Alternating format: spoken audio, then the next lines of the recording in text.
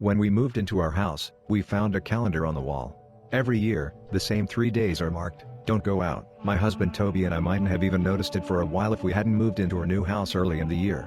Moving in the crisp, frigid air of early February was much preferable to wiping sweat from our brows whilst we hauled box after box from vans parked outside during the summer as we had many years prior. We walked through the giant oak doors that beckoned us into what we hoped would be our forever home and beyond the hallway into the living room when my husband quipped, "Was that there before?" When we had our viewing. I quickly scanned the space before me and shot him a confused look. I never did have good eyesight, nor was I the most observant person. He raised a hand and pointed towards the wall directly opposite us, where a large calendar faced us.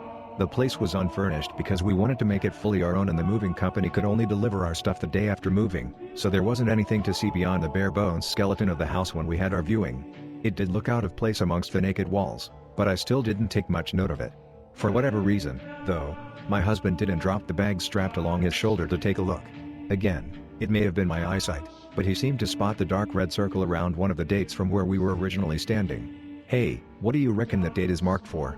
he wondered out loud. I walked up beside him and took a look for myself. "I dunno. Maybe it's a birthday or something," I spoke, my tone indicating my tiredness and desire to just go to bed. "Yeah, maybe, but what's that doing here? It wasn't here for the viewing and some dude's birthday has nothing to do with us," Toby said, ever inquisitive.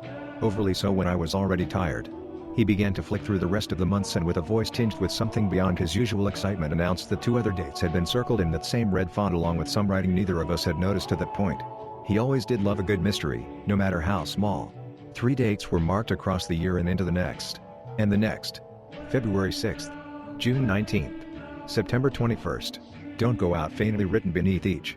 Despite my reluctant intrigue and notice of his atypical demeanor, I told him that as much as I enjoyed diving into rabbit holes with him, I was too tired to play the guessing game that night and we promptly carried our suitcases and backpacks up to the master bedroom and got ready for bed. The next morning I woke up to Toby sitting on the couch from our old place the movers must have delivered and arranged as paid for whilst I was still asleep. He was facing the calendar and scrawling something onto a notepad. As my footsteps came within his earshot, he looked up at me and with that ever-comforting smile that never failed to reach his eyes welcomed me into our new living room. Only the basics of our old furniture were arranged and we still needed to organize a lot of the more aesthetic stuff ourselves, but it felt like home. After a brief conversation, he got down to business. He had already exhausted his search for a connection between the 3 dates and was trying to find one himself.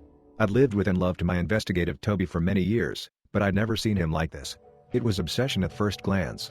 As I have admitted, the entire thing stirred up a quietly ominous curiosity within me, too. Something wasn't quite right with that calendar. Why those dates? Why couldn't we go out?